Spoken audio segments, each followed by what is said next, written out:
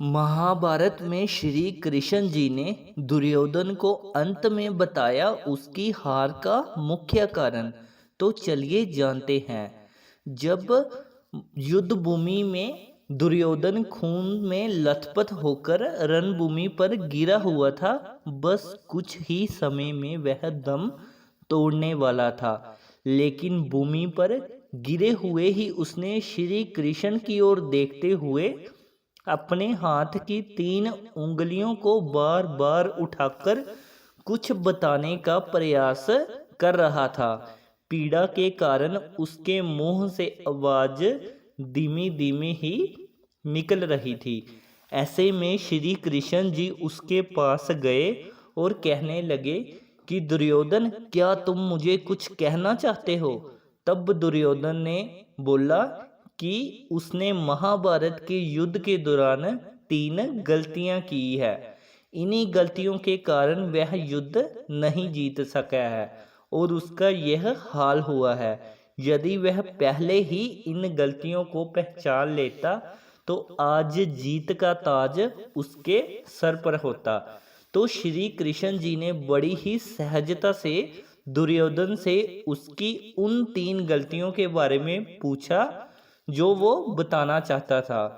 तो दुर्योधन ने बताया कि मेरी सबसे पहली गलती यह थी कि उसने स्वयं नारायण के स्थान पर उनकी नारायणी सेना को चुना, नारायण को नहीं। यदि नारायण युद्ध में कौरवों के पक्ष में होते तो आज परिणाम कुछ और ही होता। मेरी दूसरी गलती ये थी कि अपनी माता के लाख कहने पर भी मैंने उनके सामने पेड़ के पत्तों से बना लंगोट पहनकर चला गया। यदि वह नंगन अवस्था में जाता तो आज उसे कोई भी योद्धा परास्त नहीं कर सकता था, क्योंकि इसके पीछे भी एक बहुत बड़ी कहानी है। और दुर्योधन की सबसे आखिरी गलती, जो तीसरी और अंतिम गलती है, उसने वो की थी कि युद्ध में आखिर में जाने की भूल।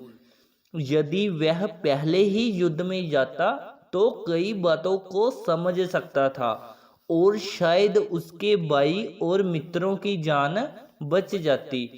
तो श्री कृष्ण जी ने बड़े ही विनम्रता से दुर्योधन की यह सारी बात सुनी और फिर उन्होंने उससे कहा कि तुम्हारी हार का सबसे मुख्य कारण जो है वो है अधर्मी व्यवहार और अपनी ही कुल वधू का वस्त्र हरण करवाया चाहता था। तुमने स्वयं अपने कर्मों से अपना भाग्य लिखा है। श्री कृष्ण के कहने का यह तात्पर्य था कि तुम अपनी इन 3 गलतियों के कारण तो हारे ही हो, लेकिन सबसे जो बड़ा है, वो जो मुख्य कारण है, वो इन 3 गलतियों में नहीं है।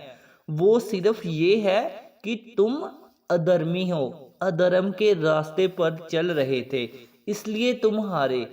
यह सुनकर दुर्योधन को अपनी असली गलती का एहसास हुआ कि उसकी सबसे बड़ी हार का जो मुख्य कारण है वो है उसका अधर्म पर चलने वाला रास्ता।